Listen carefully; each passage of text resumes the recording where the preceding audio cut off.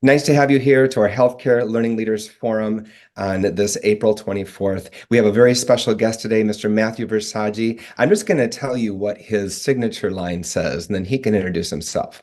According to Mr. Versaggi, he is a senior leader in the artificial intelligence healthcare space, a patent holder, a quantum computing and cognitive technology SME, a seasoned public speaker, an entrepreneur, an educator, an accomplished athletic coach. Okay, so he's already got seven titles. I'm going to have you tell you a little bit more about the other things he does just along the side of that. Mr. Matthew, welcome. We are honored to have you here. Thank you. Thank you. It's a privilege to be here. It's a privilege to be with the Frederickson crew and all the great work that you do. And I would love to come to some of those happy hours you have on the first Thursdays of the month because I love to get out and talk to people. So I'm going to share my screen here and get things rolling. And I'm going to pay fair attention to the clock here. And let's just get this going. So you should see that. Now, the first thing we want you to do is everyone's got a cell phone. So I want to make sure you get your cell phones ready because we're going to present you with the opportunity to interact in real time with this presentation. So we'll show you a QR code. Make sure and we'll walk you through that. Once you get the QR code and you scan it and you go online to a browser of your favorite choice, then you can interact with the presentation. And that should be fun. There's lots of good interactions here embedded in this process here. So my name is Matt Versaggi. I think the most important thing here, without going through this litany of items here, is what my new job is going to be. Starting June 14th, I'm what's called a Presidential Innovation Fellow. I'll be moving, and this comes out of the office of the White House. I'll be moving down to Washington, D.C. As one of their cohorts of AI leaders. Last year, Biden had an executive order that said we need more AI people and to help the federal government do stuff.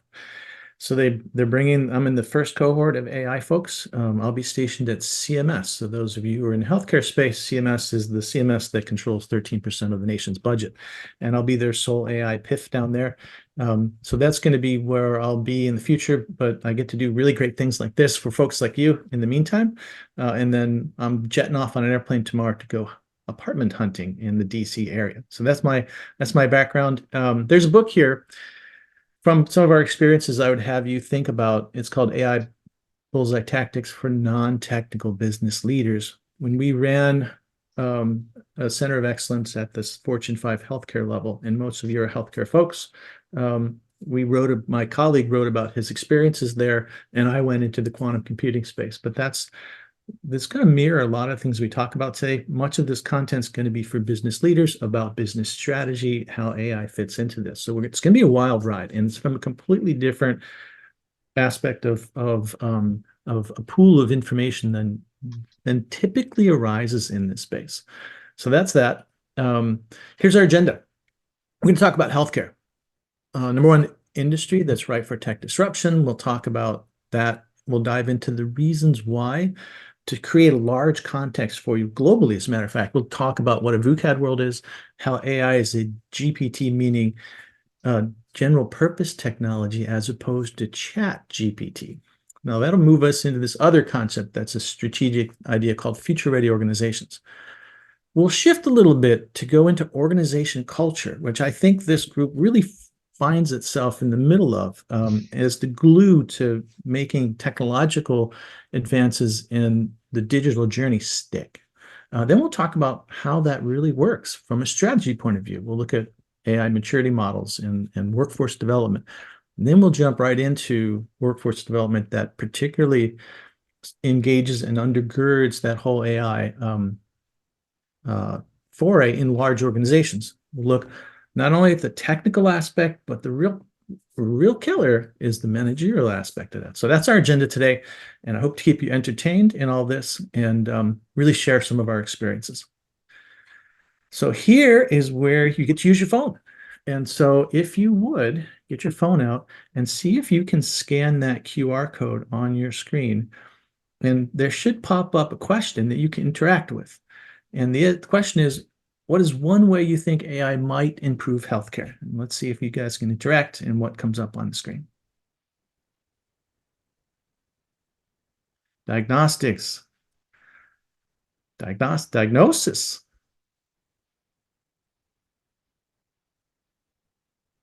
speed of diagnostics, personal, good. And as you guys go through this, you'll be able to actually watch the flow of the conversation on your cell phone as well as your screen. And then when those in future engagements, interactive engagements pop up, you can real quickly um, type in the answers or your position on that, and then that will pop up on the screen as well. So there's a handful of those in this engagement because we really want to hear what you think. And okay, so we've got 11 responses. These are good. 12, 13. People are beginning to figure out how all this thing works. Specificity, excellent. Speed of imaging, excellent. Good. 13 responses. All right, we'll go with that. Now, you also notice that there's some little fingers on the bottom of your screen with a little thumb up, a little heart, a question, things like that. So you can do exactly that. Give me a big thumbs up or do a heart thing. More opportunity to engage in this rather than being a passive spectator. All right, so let's move on with this. What I want to do is talk about healthcare and tech disruption. Now, the premises, and we know this because we've done our research, healthcare is the number one industry ripe for technological disruption. The question is why? Now, that's not a hypothesis. That's based on research. And the question is, so that's the statement, right? And so here's why, and a couple of reasons why. First of all, it's heavily regulated. So government's got their hands in this left, right, and center. Everything from CMS to local regs. It's basically a finance company. Healthcare is really finance driven. It's an integral part of this, whether it's a private payer, clinical, all the way to CMS. Finance plays a big role in this. Finance also rules the roost, like they make the big decisions, and that has an amount of conservatism in it, in which innovation gets routinely over here shot in the head. I mean, if there's innovation, and you have to think that the income streams in the healthcare space are so large that if there's a great innovative thing that begins to cannibalize some of those financial structures, corporations will shoot it right in the head because the money's worth more than the innovation. So that lends itself to backlog of technological disruption because there's pent up demand there. There's also clinical resistance to technology. If you ever played in the clinical space, talk to that doctor nurse thing out there, right? They don't want tech in there. They have this horrible feeling it's going to take over the jobs. It's not going to take over the jobs. Now, so you've got all this on the back end, and then you've got two other things. You've got this rich domain for technology use cases. And I know this because I've been playing in this space for a while. I've also played in the military domain, which has tremendous use cases as well. And so there's a pent-up demand. These use cases haven't left the radar screen. They're still on the horizon. And so you get the use cases with all of this resistance to it, and now you've massive pent-up demand. Not only because of that, but we're moving from fee-for-service, which is a broken healthcare system, to value-based healthcare. The metrics are changing. Everything's changing in that space. That's a backdrop against which all this goes. So this is why when you look at healthcare and somebody goes, hey, this is the most important ripe industry for technological disruption, here's why. And those are significant concerns right there. So let's look at a few more, right? Most of the big payers, right, they grow through acquisition. They don't grow organically. This is one of the number one reasons which harms AI as an innovation. And for good, and I wouldn't say it's good reason, but it's for a reason. Acquisition has always been a problem there. Highly matrix organizations, overt bureaucracy, absolutely retards innovation speeds. That comes from research. Hugely matrix organizations where everybody's reporting 6 or 7 different bosses really hurts innovation. Game of Thrones, capital policy. A lot of people defund this and defund that and defund the other thing because they're playing Game of Thrones because they're taking all the money. It happens routinely in corporate America. And that also hurts innovation. And we can talk about governance as a cottage industry later. I'm going to pass on that for now. So now, get ready to interact again. What do you think your healthcare organization, why is your healthcare organization ripe for technological disruption? Grab your phones and see what we'd love to see what you think. I got a couple of hands up. I've got this overtly hot tea here that I'm going to try to cool down.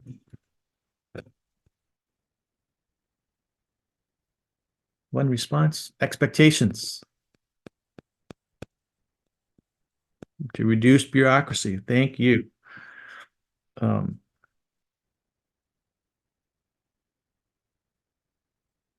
stay ahead. Patient dissatisfaction. Bingo.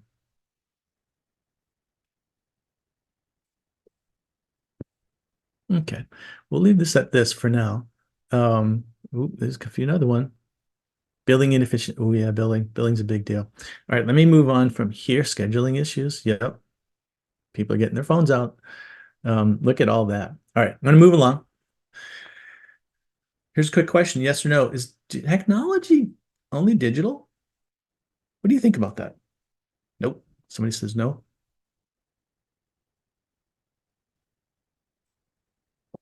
Everybody seems to say no. Either that or they're smelling a rat in the room. They're like, okay, we're not going to let you game the system. Everybody says no. Okay, good. So I wasn't able to pull the wool over your eyes there. Excellent.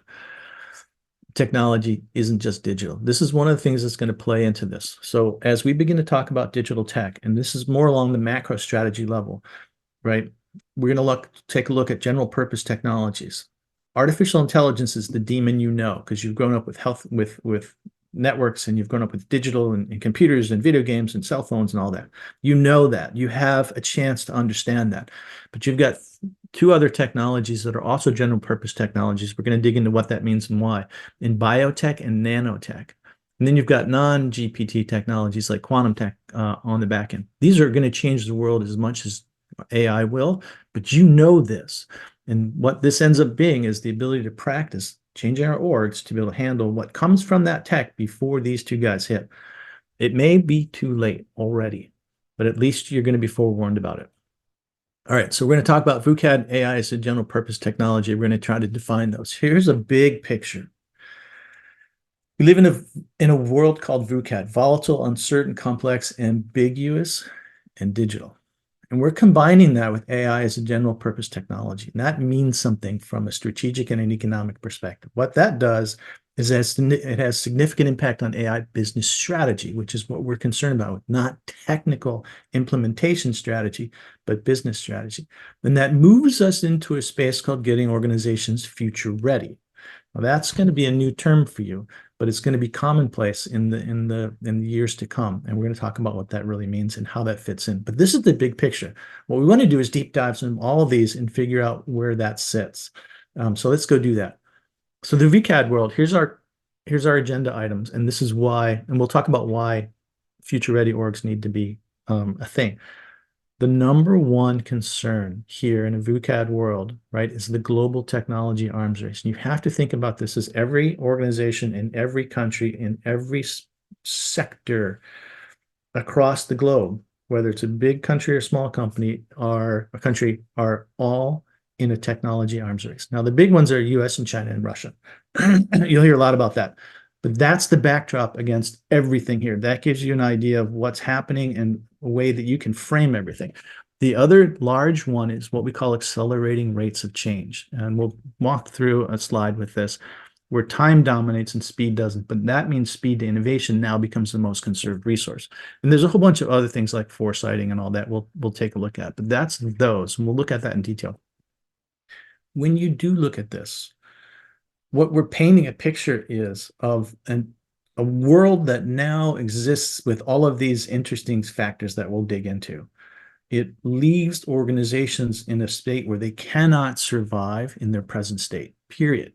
Stop, the end. That's it. Like the research shows, organizations won't be able to survive the way they are. You have to become future ready. That means they take on different characteristics so that they can live in a hostile world like this. We're going to examine what that means. So when I say global technology arms race, I mean it, right? So you've got Booking says whoever leads an AI in 2030 will rule the world until 2100. That's a well-read trade rag. You've got the World Economic Forum with their global AI agenda saying those who master artificial intelligence and synthetic biology will master the world. And basically, that's a healthcare issue. So we're not kidding when we say there's a global technology arms race. That's really the backdrop against everything here that we're looking at. And it's spawning a lot of sidebar activities that are both alarming and exciting. So VUCAD world, This we're going to take some time on this screen because this is going to set the stage for the big why of what we're doing here. So first of all, and we're going to go left to right. We're going to left and then down. First of all, the interconnectedness of the world makes time the dominant function over space and things, material things. What time is it what time did the futures markets open in Europe? What has Putin said in Russia? All that speed dominates. We're blurring the lines between physical worlds and between online physical worlds. What that will translate into ultimately is speed to innovation. Anything that can help speed to innovation for organizations is what's going to be the most important and coveted resource. So that is the most important thing, attribute of this new world. The second is there's a whole bunch of technologies, and it's not just the GPTs we threw at you. There's a whole bunch of those that are disruptive, like Chat GPT and generative AI, that have unique natures that are all maturing at the same time against the backdrop of the GPTs will show you that is happening around the entire globe through every business of every sector, and then inside of every sector of every business. The key thing on this next thing is that we're seeing accelerated innovation. So that means that the innovation cycles are getting squished. They're compounding over the years. Innovation is compounding over innovation over innovation. And so it's not a one and done thing. It's like, oh, ChatGPT is here or Gen AI is here. I can sit and rest. We figured it out.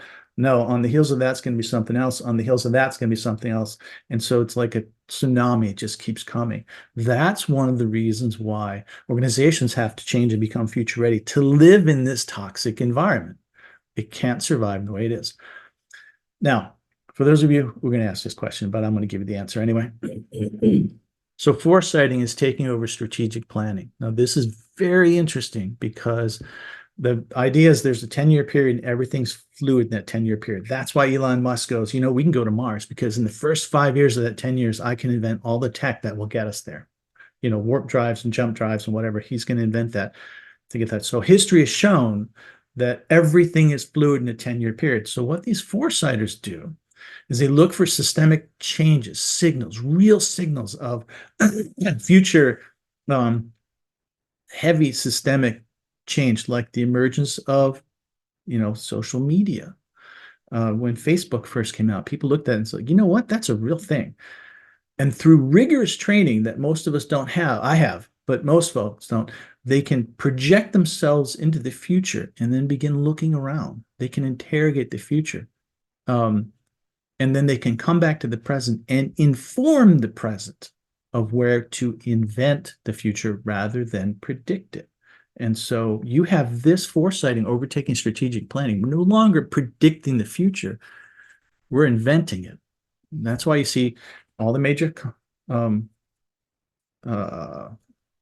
consulting houses, Accenture, Deloitte, they all have futuristic and foresighting groups, and they're selling them to Best Buy and General Mills and all of that kind of stuff. Jeff Bezos, his top senior executives don't work on organizations that are 0 to 3 years old. They work from the organizations that are 3 to 10. So you're starting to see this kind of efforts out there in the wild, and that undergirds the fact that this is actually the case. We're going to go past barriers to entry, but I do want to go to business model. Life cycles are changing. The way we do business is changing. The form your organization is shrinking. And that's a function of what we see in the wild. The last thing, and I think this is most important for this crew, is resulting workforce effects, right? So we're seeing economic and occupational perturbances occur because of this VUCAD world, all these things together. And typically, when you start your tenure working and here over here is 100% where you retire, 80% you think, I got to retool. I'm getting kind of stale. Because of all of this, that's getting pushed back to the first third of your tenure out there as a employee. And so you see these skills that have expiration dates associated with them. And now they've got micro careers. They had a career here, then they changed, had a career here, then changed, had a career here. The work you're in will directly affect that and be affected by that and be a central catalyst for that. So this observation of this phenomenon in the real world and out there on the workforce development side and occupational perturbances because of this whole VUCAD world is really sitting in your lap. So as this particular group goes, so does the rest of the organizations. In fact, many people say there's 65% of the people who are going to be, who are kids now, are going to be working in jobs we don't even have names for yet. So that's the VUCAD world. So let's ask the question, how often do people in your organizations upskill themselves?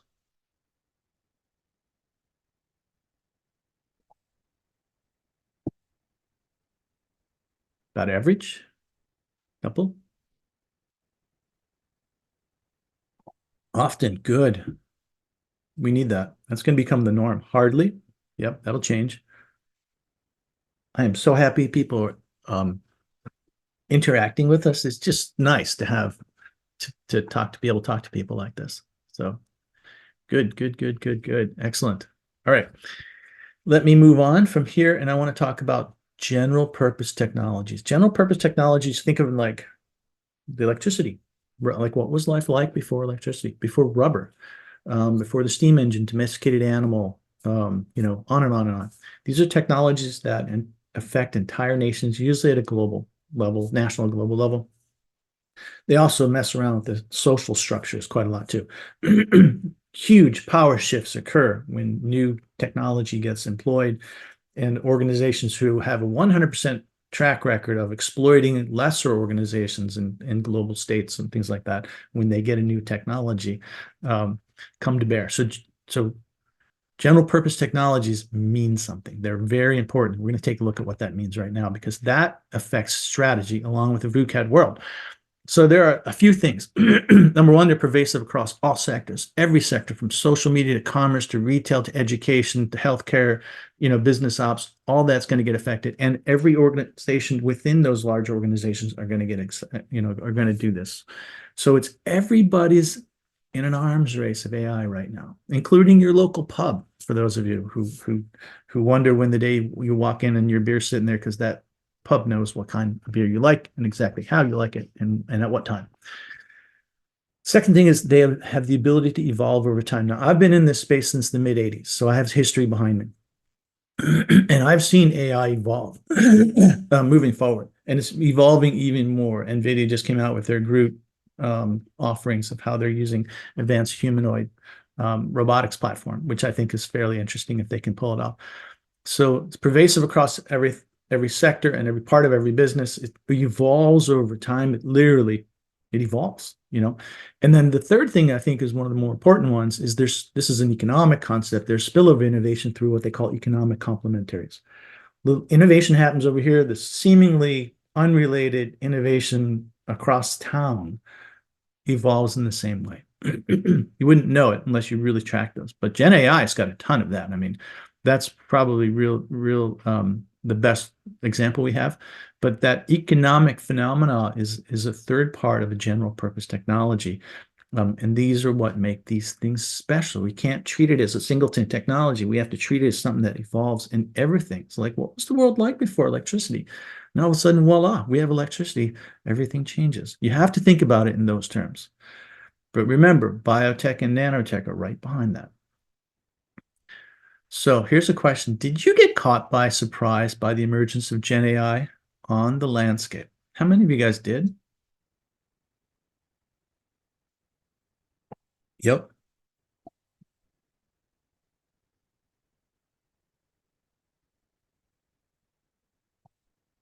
And as we go through all the numbers that are curating here, there's one smart guy out there. Nope, he's ahead of the curve. This being caught by surprise is not an accident. It's by design. It's important to note that. We'll get into that a little bit more. 10, yeah, lots of people. All right, I'm going to move right along here in the interest of time. I'm going to go past this. We've already talked about Foresighters, so I'm not going to burden you with this one.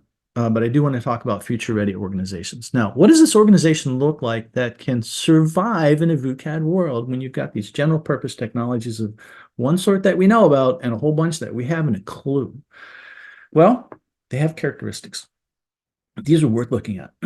These are worth tracking, right? So they're very good at three things: detecting, responding, and adapting the entire organization. And by the way, most of our organizations are really crappy at doing all of these things now, but future-ready organizations do this and one more. So they're really good at detecting threats in the marketplace, and they do futurism. They're actively foresighting. They have a group that looks for systemic changes, threats in the long term, not the short term. And those long terms are like right now, okay, great. Near term, and then future horizons. So you've got now, near term, and then 10 years. So they're looking at things through that whole thing. And they may sound strange to you, but they have their utility, and a lot of people are using them. So they're very, very good, and they're proactive at ferreting out these challenges ahead. They look at them and they use these techniques to do that. Once they find one, they immediately begin to respond. They begin to shift around resources and things like that. And then the third thing is they adapt, like they alter their organization to respond to that threat out there. Not only the threat emergence of itself, but the cadence and how their competitors are going to use that new phenomena they're observing in the wild as well. And the fourth thing is they're tough as nails, right? They have total organizational resiliency.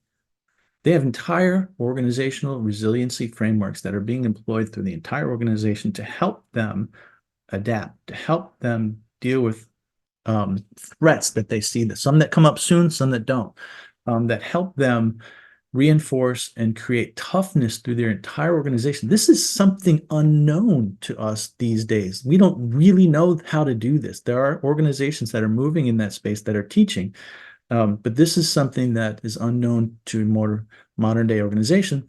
And one of the reasons I said that your current inculcation of how organizations do business won't survive in that VUCAT world. They have to move towards future ready. And the learning and development space will be central to that. And you'll see that as time goes on. Let's talk about org culture. I think this is important. This is the glue that holds everything together. From our experiences, boots on the ground at the Fortune 5 healthcare level, this is where we screwed stuff up. Like we handled all the big issue. People said AI adoption wasn't being adopted because of data. We fixed that at great expense. Infrastructure, we fixed that at great expense. Talent, we fixed that at great expense. It wasn't until we started teaching the managerial ranks about AI where we found the real problem. And this is part and parcel to that. We did a horrible job at change management and talking about the culture, particularly because we grew by acquisition. And many of them failed. So here's the basic premise, right? Org culture has a positive effect on AI capabilities. It's very unlikely that tech will work alone in anything unless you have change management under the hood working and a significant investment in that. And we've got research to show that too. And believe me, I can share all my research with you as well. So does your org invest in culture and change management to assist their digital transformation? This I'm curious. Like you might not be sure, you might be absolutely, or no, we don't. Got a couple yeses. Not sure.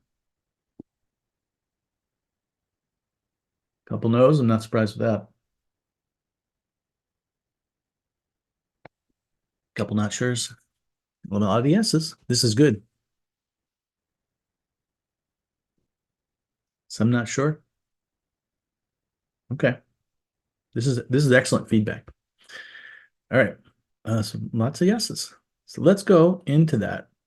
What I'm going to do is read you some of the salient characteristics from our research in that space. And we can talk through them. So culture influences AI adoption, right? Culture influences adoption, which influences organizational effectiveness. That's important because when people see results and they're like, hey, this stuff works, then the culture changes and you've got this positive reinforcing thing. So that's what all this language is up here. But down here, there needs to be a shared language. And this is one of the things about organizations that most people don't know, unless you've been seasoned, right? There's a linguistic protocol that denotes your social status within organizations and how you talk and what you talk, the language you use, the concepts you employ, and they basically differentiate between who is really in the know and who isn't. And you'll see that in finance. Finance people always talk finance. Legal always talks legal. Techie always talks techie. Nobody jumps in the middle and go, hey, let me explain it to you in your language. So the shared language is important for AI like it is anything else. Now, those who lack that literacy inject discord. So people who aren't on the level, who don't get that, they will inject poison and toxicity in the organization and derail things. It's no, this is not. This is just our experience, and this is what the research is reporting. So I think that's important to note. Again, there's training that needs to be done here. There's a neat relationship between cultural and financial benefits, and they compound on each other. Now, I find this very interesting. Successful AI prompts executives to reassess their strategic and operational assumptions, KPIs. So organizations that have gotten significant financial benefits from their AI are 10 times more likely to change how they measure success. So the KPIs themselves change. I mean, think about it. How many of you guys were alive when your somebody first came up and said, "Hey, did you measure clicks on your website or on your blah blah blah?" And you're like, "What's a click?" Right? A level of success changed, a KPI altered because AI got in there and shifted the underlying business process. Now those old measurements no longer work. We need new ones. And AI, the report from the wild is that the for successful implementations where culture is a part of it and change management's part of that, they had to change their KPIs because now there are new things to measure. The old stuff is gone. There's new stuff to measure. All right. And harken back to all the VUCAD world, it begins to build a picture of like why that might actually be the case. Okay. Morale improves, believe it or not. Morale improves because AI is an augmentation technology. It is not a replacement technology.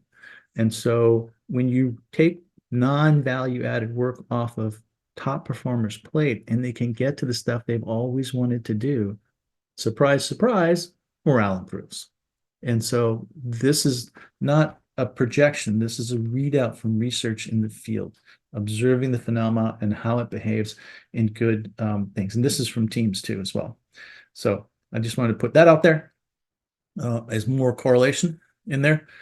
Now, I think this is really important, especially for the L&D folks out there. There's a difference between exploration and exploitation. I call it innovation up here, but the correlation of the behaviors we've seen in the wild is when groups and teams explore as opposed to exploit. They're curious. They're like, hey, I wonder if I can do this, as opposed to I'm going to kick my competitors' butts with this technology, and that's their focus.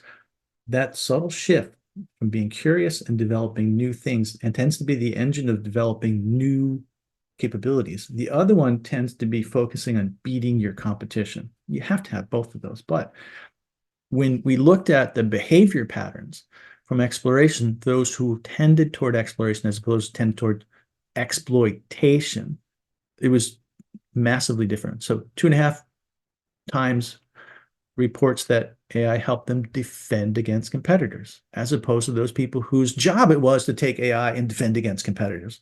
Very interesting result from there. And then almost 2.7 reported that AI helped them capture opportunities in adjacent markets, and that's called growth.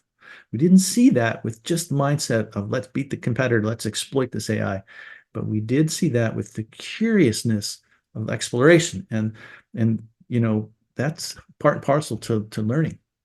So the key thing here wasn't the ability to adopt the tech that's just table stakes. Like if you don't adopt the tech, you're in a world of hurt.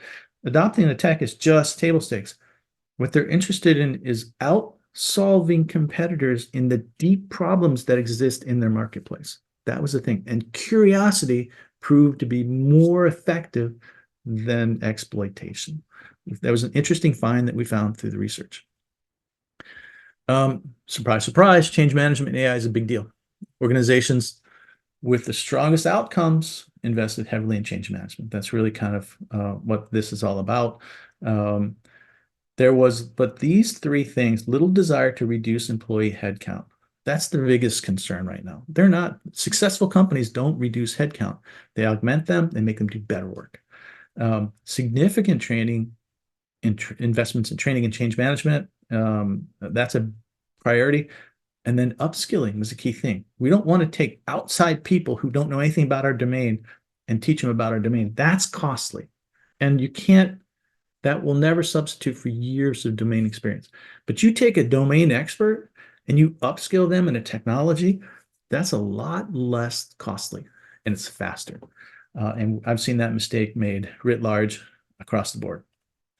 All right, so we're done with that. Let's look at operational AI maturity. Now, this is where L&D is going to start kicking in because we're going to move towards workforce development.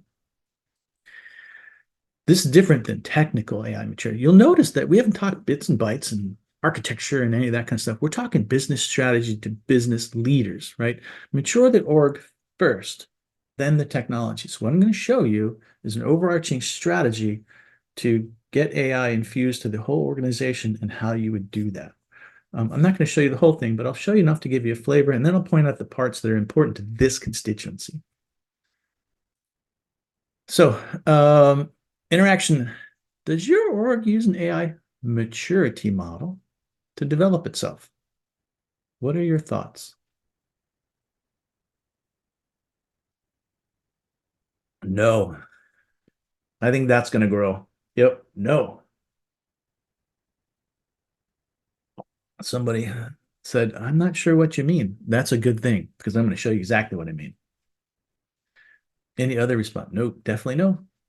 I'm not surprised with this. Nope, not surprised. Not at all.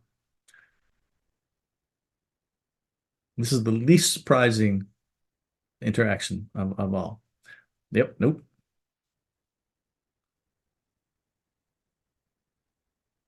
All right, we'll continue with that. We'll just move ahead.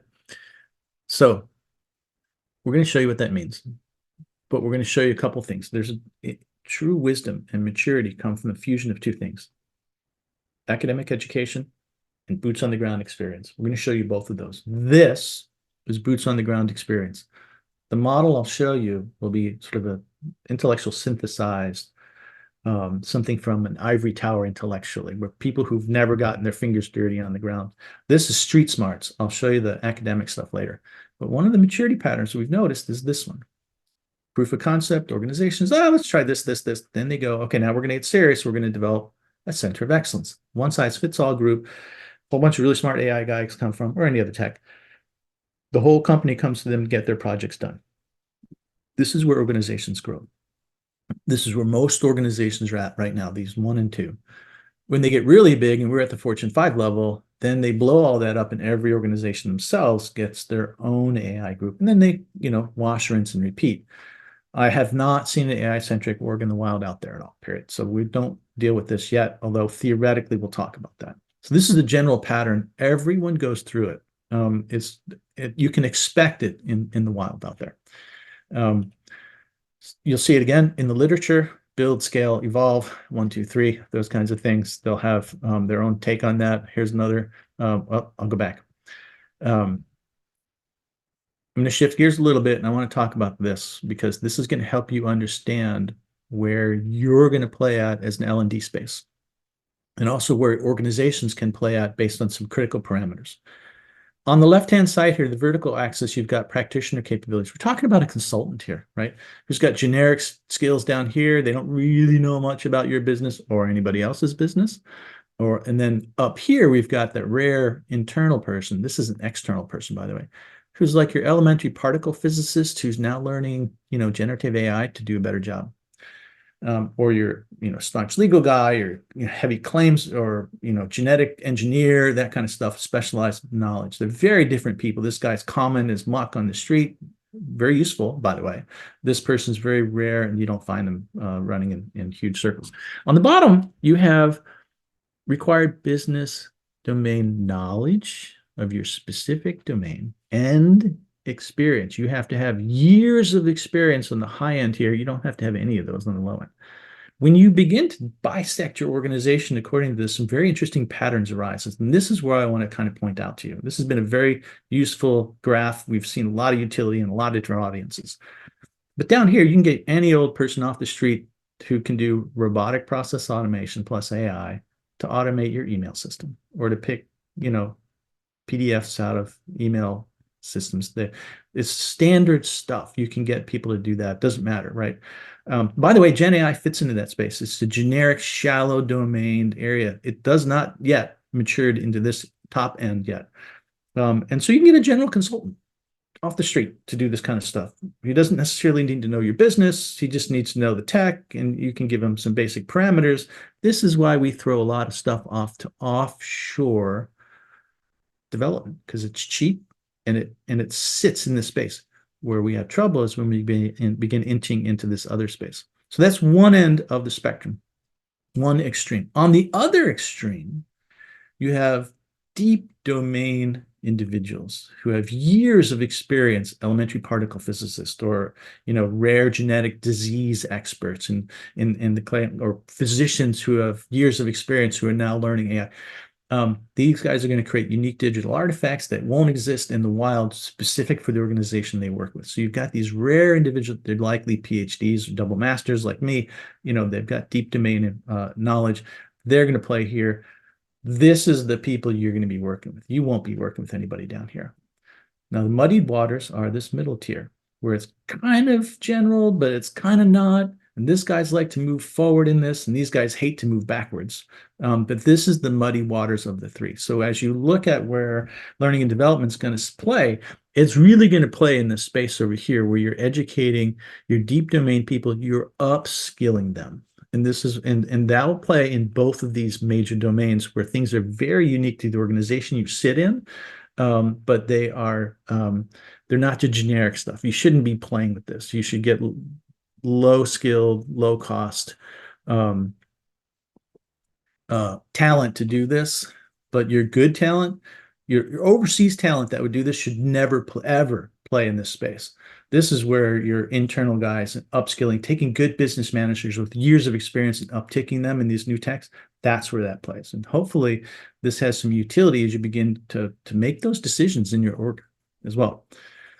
So here's the big picture. So having shown you those few things, here's the big picture, right? Mature AI organizations perform better. It's just that simple, right? NBA. People are in the NBA because they can make baskets. People are in the NFL because they can score touchdowns. They're based on their performance. It's a meritocracy. And so when an AI organization matures, they perform better. The whole org performs better because you're integrating a general purpose technology in the entire organization. So that's the big picture. Like, if you can mature your org systemically and systematically, it's going to perform better. That's the basic idea. So let's look at this. Everybody's got a maturity model. We're going to look at the MITRE model. Microsoft's got one. Of course, Accenture's got one. IBM, of course, has one. DeepDeck's got, Gartner's always got one. Everybody's got their own model. We like this one for good reason. So that's the one we're going to look at. And we're going to walk you through this. And to give you a flavor of it, this is going to be your outline of how to do strategy within the organization. And it will show you specifically where the L&D process sits and its utility. So I like this model. It's like an accordion, right? It can work for a big organization. You can shrink it down and work for a little tiny organization. There are 6 pillars. These are key aspects, and there are 5 levels of maturity. These are assessments. This is where you get your organizational assessments from. And we'll talk about what all that means.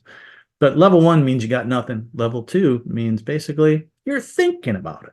Level 3 means you did something about it. Level 4 means you did something about it and it's starting to scale. And level 5 means it's optimized. We've never seen level 4 or level 5 out there, and we're at the Fortune 5 level. So these two we don't approach, but we do talk about what it takes to be here. So there's 6 pillars here that talk about strategy holistically through the whole organization. Equitable, responsible use. And there's 1 pillar, and then there's 3 aspects in there: responsible use, governance, transparency, human-centric design. Strategy and resources, right? Do you have an AI plan? Do you partner with people? Is there proper governance on there? And on we go. This one is yours, this organization, right? Is there a good culture? Do you have the proper organization structure? And what about workforce development? This is a key thing. And the rest of these we can talk about: technology enablers, platforms, innovation, all that. Data, of course, is going to be a big deal. And a whole bunch of these. But I like this because it's a holistic perspective, um, but it isn't easy. And that's what I want to show you next. It's a lot of work. So if you take these, you got 12 artifacts in this one pillar alone, because I've done the research work. I'm developing the assessment and the action plans for this as part of consulting in this space. You got 12, 12, 12, 12, 16, and 16. You got 80 artifacts. These are not simple processes, right? Over 24 processes, 17 different dimensions, 6 pillars, and 5 potential levels. It's a lot of work to do. Your internal people aren't going to know how to do this, but an external strategist will. And so you have assessments, you look for evidence out there, artifacts and real evidence that the pillars that they're talking about, like you've got an AI strategy actually written out. You've got a governance platform. We're going to talk about what that means for organizations in a minute. Determine the level they're at, and that translates into the gold. And the gold is, here is where you are, and here are the exact actions you've got to take to eyeball that to get you to the next level, if getting to the next level is important. That action plan is where the money is. Every good consultant will have their assessments ready to go, and the actions that go with that, and the experiences that go from doing that wash, rinse, and repeat from client to client to client. This is where the real gold is, but this is how you get your organization mature, and organizations that are mature in this space perform better. So this gives you a flavor of how pervasive this is, how big it is. There's a lot of people beginning to go do this, but as opposed to the technological side of the house, this is poorly done, and it's not as pervasive as you think it is. So this is where business strategy rubber meets the road. If organizations learn how to do this, they would be better. I'll buy a lot. Okay, so we're going to look at a deep dive. It says ethical, but it was a mistake, right? I meant organization. This is pillar 3. That's what happens when you make slides at 11 o'clock at night. And so we've got 3 things. Culture, we've talked about the ramifications of culture. We won't look at organization structure, but we're going to look at workforce development in particular. Like, this is absolutely key. This upskilling, re-education for different stripes of people in a pointed and strategic way is really important for the overall AI maturity. Like, it's indispensable. And we've had this experience at a Fortune 5 level. This is what I want to share with you. That's particular for this force. So quick question, does your workforce development offerings include artificial intelligence? What do you guys think?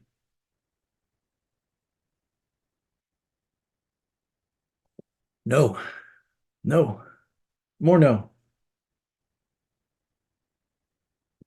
more no's. There's a yes. There's a couple yeses. Good. There's equal. Wow. Lots of yeses. Good. Even better. Good, good, good. All right. We'll leave it at that. That's what I want to talk about. I want to talk about workforce development, and I want to talk about the ability to create a college of artificial intelligence internally to your organization and the utility and value of that. Because we did. At the Fortune 5 level, we had our internal university system, and we built a little boutique educational space called College of AI. I was central to that, and so I can speak with authority to a lot of that. First thing I'll tell you,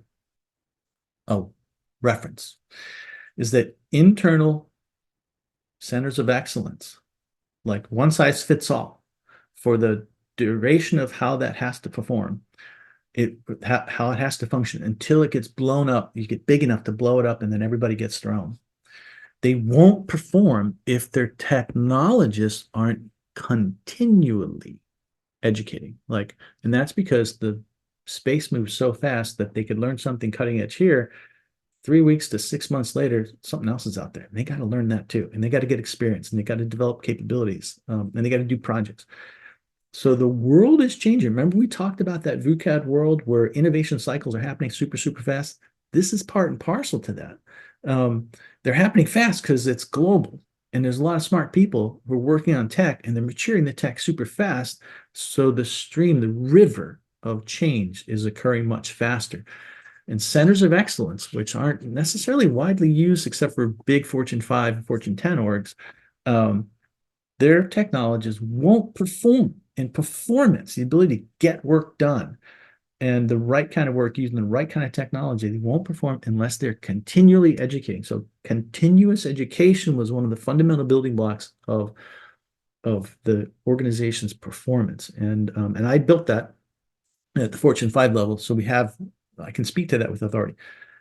How we made that work was we developed a mentorship program out of that. And I'm going to walk you through this whole bit, right? A guild type of thing that helped accelerate things. Because in education, learning, and industry, it's not like education, learning in academia where they say beat your head against the wall because it builds character. Time is the most conserved resource in an industrial setting. So we want people collaborating and sharing how things are done and how they learn to learn quickly. I don't care how they learn. I just care that they do learn and that they can translate those learnings into performance on the job. So there has to be some official education vehicle in place. We call that the College of Artificial Intelligence, and we did it at the Fortune 5 level. It was massively successful. We'll show you some of our pitfalls too, though. But so here you are. You're going to start your own College of AI. Here's what you need. First, you need to realize that you have one segment of the technology that's going to be dedicated, one segment of the college that's going to be dedicated to technology. And then and you're going to be educating tactical practitioners. On the other side, you have an entire segment that's going to be dedicated to strategy. And that's like you guys. Notice how we haven't talked tech once in this engagement so far. And so the pools of information that you train people with on the tech side are absolutely fundamentally different than the pools of information that you grab to educate the managerial ranks in strategy. We made that mistake and it was painful. We recovered, but so in any one of these, whether it's technology and strategy, you need some stuff. You need an AI champion. You need that heavy hitter that is going to be your champion. If people look at it and go, that's our rainmaker. That's our iconic view. That's the guy who's the face of the technology. You need that. You also need, and I don't have it here, a really good administrator. And our administrator over there at our old place was named Kristen Murtis. And she's one of the best that's ever been out there. So you get a good administrator who can help run this with the champion, and that's all you need. You just need those two people. You need a mentorship program. We'll talk about that as well. Mentorship allows things to scale. And that's really kind of important. That'll help you scale, and you need to go at scale, especially since we had 350,000 employees. So you had to scale. You need a curriculum, and you don't want to invent this curriculum in-house. You can outsource it. We used Udacity and hybrided those, and it was fascinatingly great. And we got a lot of mileage out of that. Whatever you want to do, but there's attributes to that I want to tell you.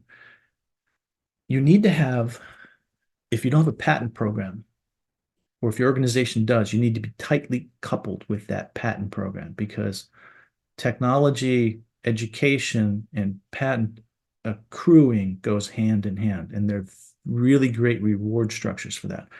You need competition too. You need hackathons. On the technology side, you need stratiothons. I think on the strategy side, where strategy people come in and compete, you need competition in both those spheres to be able to develop those capabilities. And then you need to socialize it. There has to be a mechanism to make sure that those people who are graduating, those people who are making their mark in industry, those people who are leaving a legacy and training other people have a socialized output, an output for socialization within the larger organization, where they can have their self-actualization and their social status articulated and grown over time. Because this adds that glue, that cultural glue to these kinds of institutions that really, along with this, the patent program, that really make it go and in our experience generate those positive reinforcing cycles. So you can develop a College of AI with these things, and it can be very, very successful. Now let's look at technology side of the house and the strategy side of the house, because that matters. I'm keeping a good idea of what time it is. We're ahead of schedule. So you get your College of AI over here, and you got your curriculum that you're working with, whatever that may be on the technology side. Here's what you should look for. you got to have data science in there. And there's a lot of stuff, big data classification analyzers, statistics, this is a big curriculum in here. Data science is a foundation for a lot of stuff. We'll get into the spaces where that's not a foundation for. But data science gives way to machine learning, deep learning, visual, all this other kind of stuff. Machine learning is a big space that holds a lot of technology in it. These are very useful in the corporate space. Generative AI is coming out of machine learning as a technology. It's really machine learning. So that should tell you that it has some limits and hard limits. Hallucinations, which is a fancy term, is one of those. But they all kind of go together, right? They're that data-oriented machine learning. Over here, you have IoT. And in the medical space, you got embedded IoT. You've got all kinds of stuff. This is a huge area in the healthcare space. This needs to be in there. That's a huge area that's going to play a big part in that industry. And as a healthcare professional, you need that. You also need robotic process automation AI. This is kind of that generic stuff. Remember that graph we looked at? You still got to have people who can do that kind of work, especially since robotic process automation was kind of dull and mundane looking. Now they're injecting AI into it. Now it gets fancy, and it gets fancy at scale. And that's going to be really interesting because this is an area, the platform play is an area that's going to be very important strategically moving forward. Now, we haven't talked about intelligent agents. Intelligent agents are very important. Another aspect of technology that you need to have, and we can dig into that in the question and answer session. But these are the kind of technologies that you really want represented that you can teach your technology folks about, and they will respond in kind. What about the managerial ranks and all of that? Now, you'll notice we have not talked tech at all in this conversation.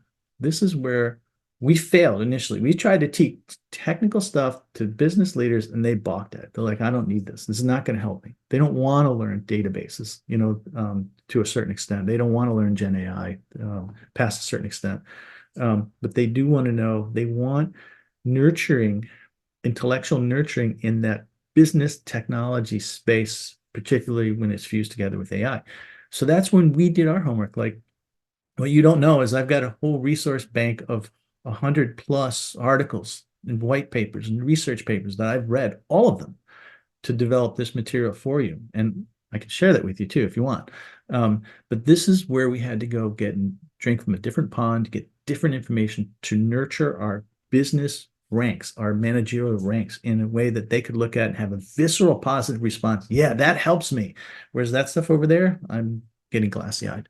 So that's where all this comes from. Things that you probably haven't rubbed elbows with, right? Like a VUCAD world, or organizational resiliency, or maturity models you may not have ever seen before. Or the difference between, or particular books and other resources, or this chart right here. These are, or even future-ready organizations, or the fact that AI is a general purpose technology rather than a singleton technology, and you have to treat it differently. This comes from reading differently. And I would think that's where the L&D folks, we failed when we first started doing that. We tried teaching all these managerial ranks tech, and it didn't work. It just didn't work. When we started going in this direction, we got a visceral positive response. When the moment they saw that, they're like, yeah, that's exactly what we need. They didn't know it, or else they would have done it themselves. But when they're finally exposed to it and they can see it, you can look in their eyes and they go, that's what we need.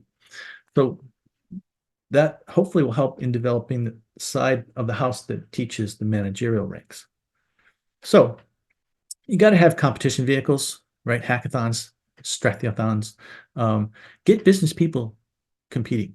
This, I think, is really, like, we do hackathons all the time. Technical people love to go head to head, but business strategy people don't. And the competition vehicle in this space is hugely important, where you want to get business people sharpening those tools because they're inherently lazy and they need to work on that spot. Whereas technical people are literally working 24/7. This group really needs that. So keep that in mind, force them into that situation. It'll benefit the organization as a whole. All right. And then mentorship scaling. We're going to get to Q&A in just a minute. So mentors, if you have a master mentor, this is what I did. I was the master mentor to the first cohort that came through in anything. Then the second cohort came through that, student one was a mentor, and he could mentor student 2, 3, and 4. The second student 2 was a mentor at 2, 5, 6, 7, 8. And the third student could mentor 9, 10, 11, and 12. That's how you scale. And it's a simple process, but from our experience in the wild, it works. All right, so here we are. We are at Q&A. And so what I'm going to do is stop sharing and open up the floor to questions and answers that the constituency has.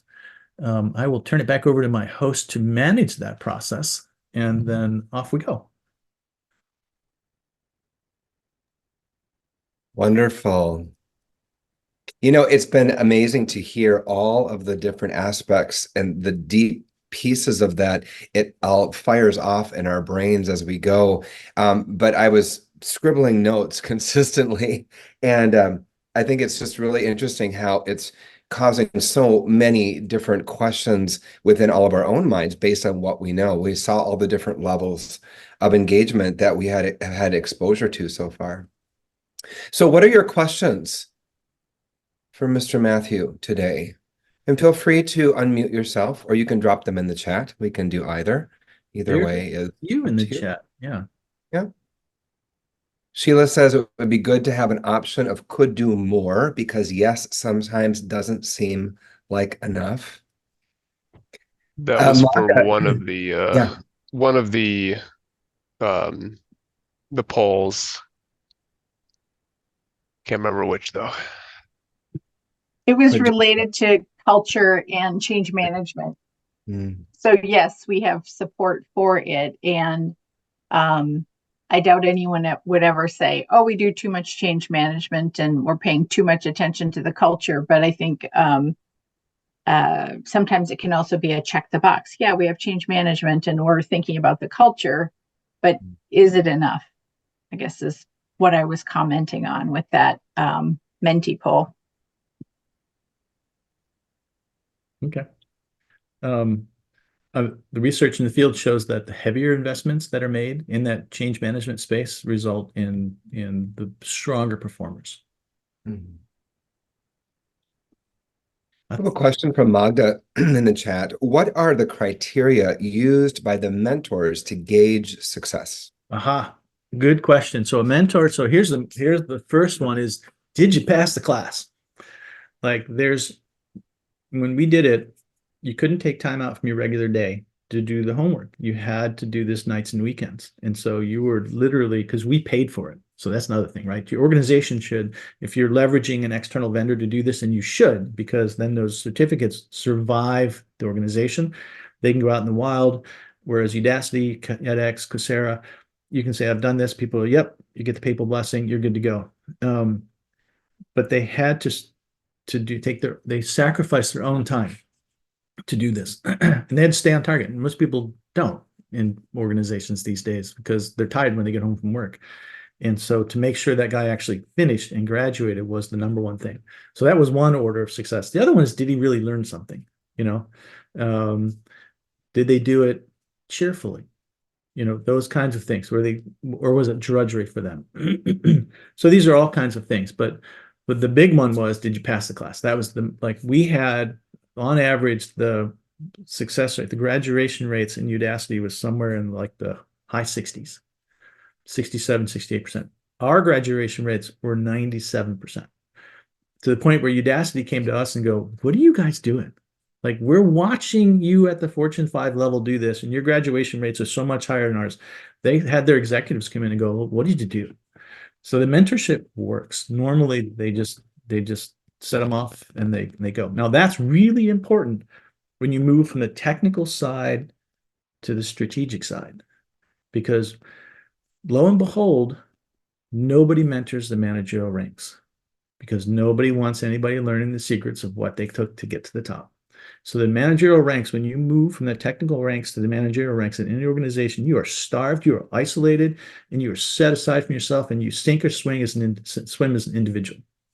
And so when we can mentor those guys, the appreciation, once the levels of acceptance and and scrutiny gets passed. Like, can you really do this? Are you really going to be good enough to mentor me? Because of course I'm me, right? Once you get past all that, then the appreciation for that mentorship level goes through the roof, and then they really truly grow. Thank you, Matthew. Thanks, Magda. Magda, did you have any second level question about that, or is that good? Okay? No, I think it's always interesting to hear what are the measurements of success for mentoring, because a lot of it's behavioral based, but then there are certain criteria that need to be passed as well, like your examination. So it's interesting to hear that you had an examination. It's interesting to hear that you've tracked the graduation rate as well as a success metric. And how are the mentors selected? So let me throw one more thing in before I tell you about mentors. So mentors are basically, you take your best students, that first cohort, you only let the best of the best come through, the crème de la crème. Like the best students, the PhDs, those kinds of things you can find. Those are the ones you let in the first cohort. And then you take those guys and then help mentor those to be mentors over time. And then you give those guys accolades because you want the best of the best in there. They can help things grow. Now, here's one of the other things. We stack the deck. So we didn't cheat. We just stacked the deck for success. We interviewed everyone coming into the engagement. Everyone who wanted to be a student couldn't just automatically become a student. You had to pass an interview process. And it wasn't pleasant, right? I mean, it wasn't not pleasant, but we knew what the success factors were, and we knew what to look for ahead of time. And if that person didn't live up to those, we screened them out right away. So we were kind of stacking the deck. That really helped us. That's one of the things that only let the good ones. That was a discrimination function at the very early end of that said, you know what, you're just not the kind of guy we want. You're not going to, our metrics are you won't pass, you'll quit, you'll inject toxicity, whatever. And so we used that screening function and only let the cream of the crop in.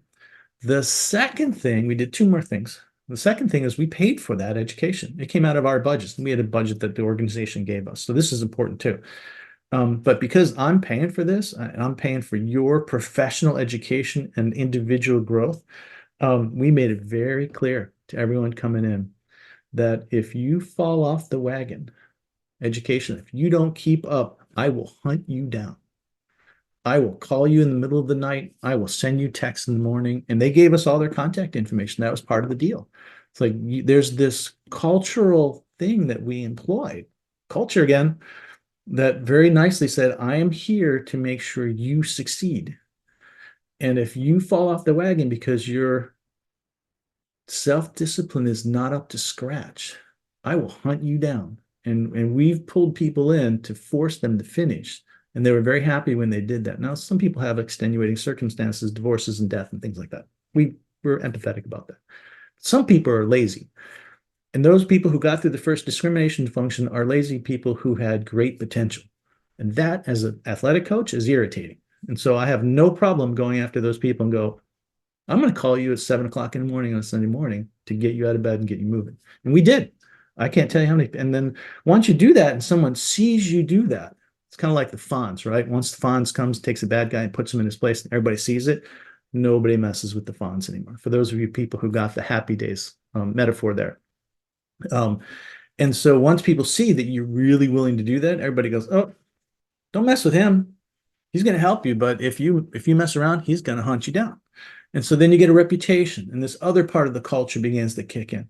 So we had all these unseen hands that really helped us work.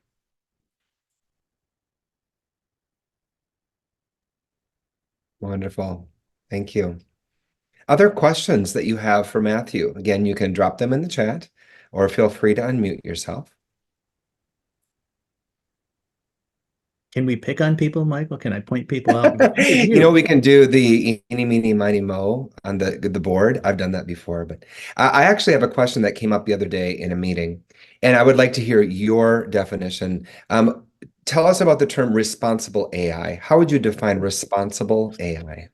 Thank you for bringing that up, because I want to throw another term out there called ensure. Have you ever heard this term? When they talk about responsible AI, they say, well, we're going to talk about responsible AI. How can you ensure And then there's some crazy linguistic word salad that comes after that.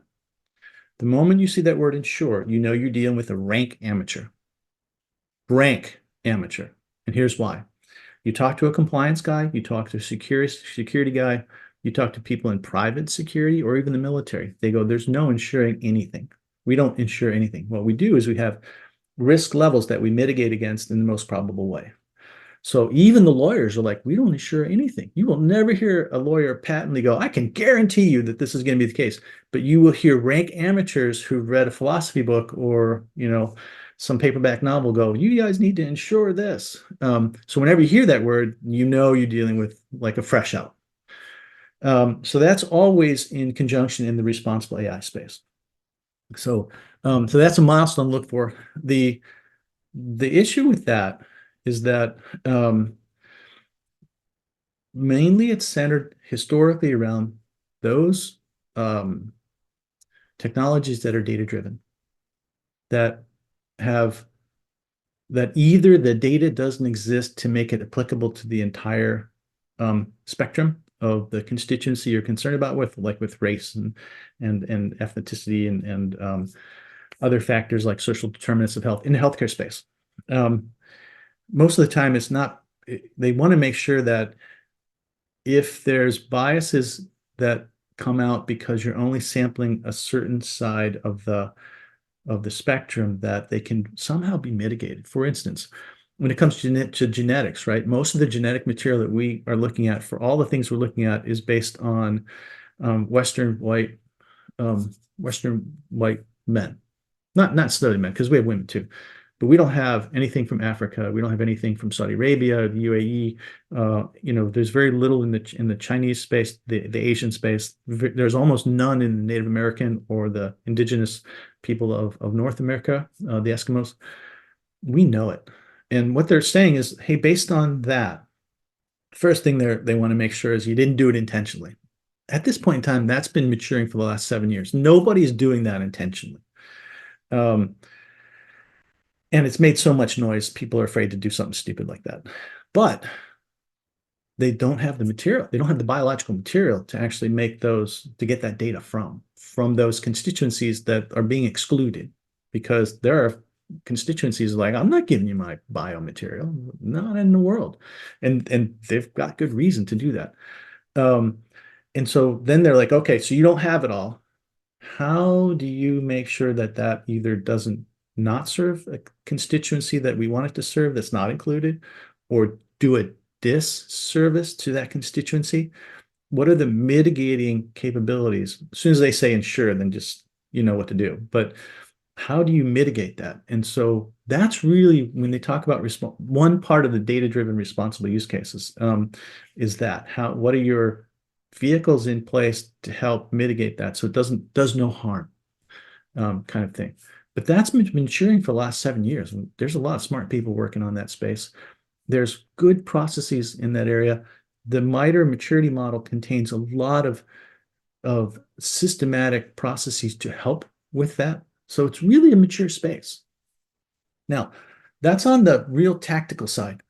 On the paperback novel side, when you hear authors like Nick Bostrom write about singularity, where AI is going to take over the world and it's going to be conscious and sentient, and we need to give it rights, and it can have families and it can procreate and all this kind of stuff. There's paperback writers who dropped a little too much LSD when they went to Harvard and Yale and Caltech. Those folks aren't really on the engineering side, and so we dismiss those kind of outright. I mean, I've done papers on why AI is never going to be conscious and sentient, and I think a lot of people agree with that. So that part of it, I think we kind of push aside as, that's fun for watching Halo movies, but not necessarily in the real world. So you see that a little bit too, where you really need to think about this though. So the bias in all of that space is maturing. This other space you can dismiss. Security, you can't. So AI makes it so that you can no longer trust what your human faculties allow you to read, hear, and see, because the AI can change that. And the security people do not yet have a way to mitigate that. Not only that, so that's one thing, right? We don't have authentication mechanisms to say, hey, was that really Obama who said that, or was that an avatar? Is that really Biden on the screen, or one of his 14 doppelgangers? So that's a real issue, and that's not going away. The second thing is the idea of autonomous agents. So autonomous agents, think of swarms of agents, of little flying robots that carry small charges, that as opposed to a jet engine or jet airplane can fly around and like gnats and attack a target autonomously. They get dispatched from, this is real, they get dispatched from headquarters. They can fly around to their target, evade all kinds of mechanisms because we don't have a great big fly swatter, and then get to their target and destroy it. Those intelligent agents can be bots, intelligent bots that can go and inflict harm on a particular target in the greater digital ecosystem. And we saw that with, many of the things you begin to read in the news these days. So there's an evolution in the capabilities that are available to the bad guys without a commensurate evolution with those capabilities for the good guys to protect against that. And there's a power differential that occurs for a period of time there. We're in that space right now. I think that's one of the big concerns.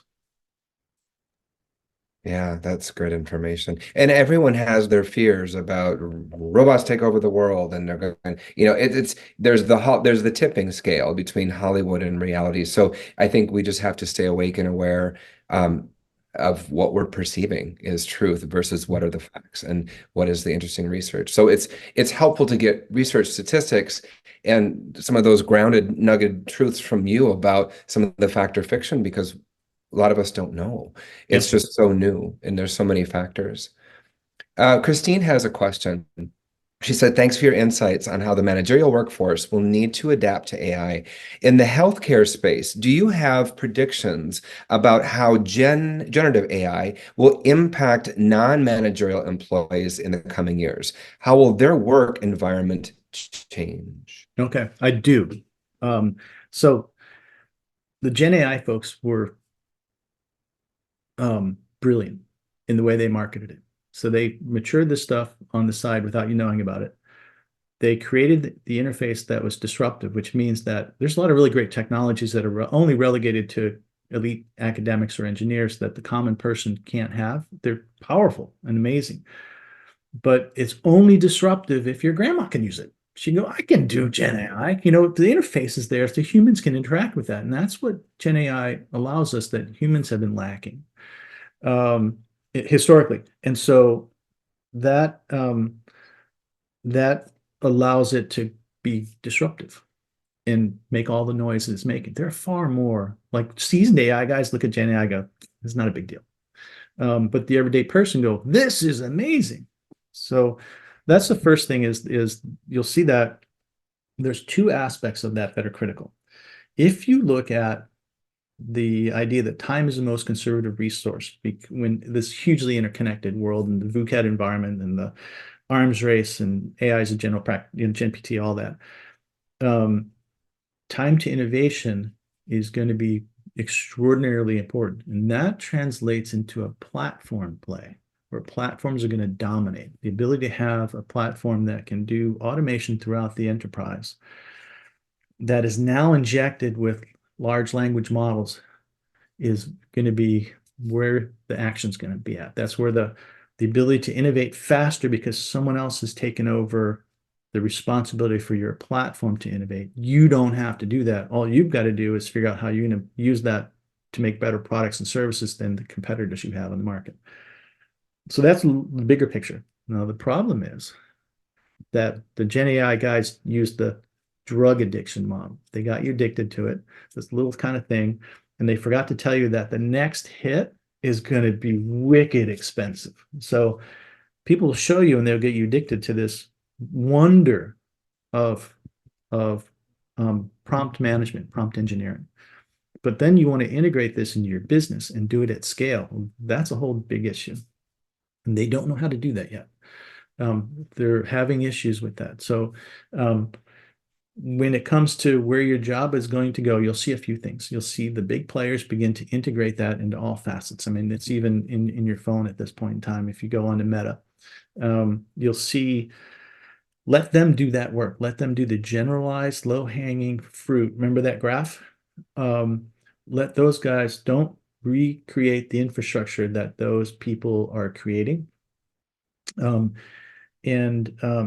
use those technologies to function on the stuff they can't create. That's domain indigenous to your business. And that's where you're going to get the biggest ROIs. Otherwise, you'll spend money on this stuff. Then Microsoft will come out with the exact same copy of stuff for a lot less. And you'll have buyer's remorse that you have to go back to your C-suite and go, well, I spent your, $100 million and here's what Microsoft just built. That's just like what we just built. So those are strategic aspects of how to use that tech. What it will do for the individual worker is it won't replace them, but it'll augment them. And you have to think of this non-replacement, but augmentation bit of that for the everyday employee who's doing knowledge work. It'll make you better.